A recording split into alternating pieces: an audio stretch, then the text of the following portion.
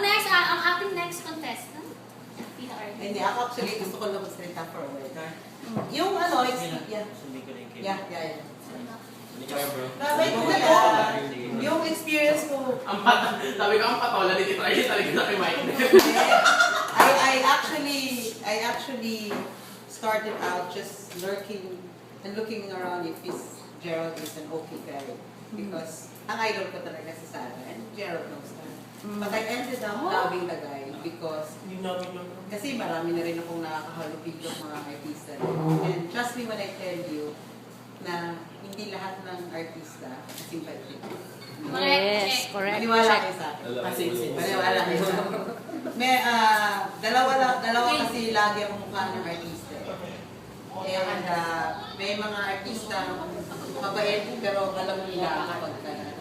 And tama kayo ng in-idol kasi mabait eh.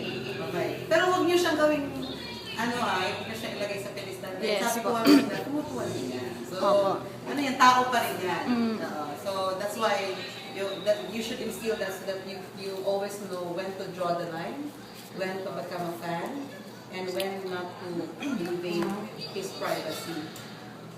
Si Weng naman, I gained a sister in her. Today is very important for me, for Weng. Because lately, lagi kami magkausap sa telepono niya at medyo mabigat ang sampo niya.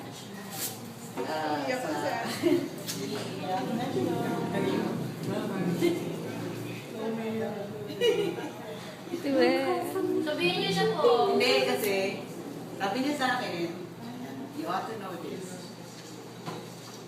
Parang BP daw, nararamdaman niya. Parang bago. That's why today is very important because that's why hindi ko ma-explain kay Annie kagabi when I was hanging out with Annie. Kaya mo magawa ng paraan.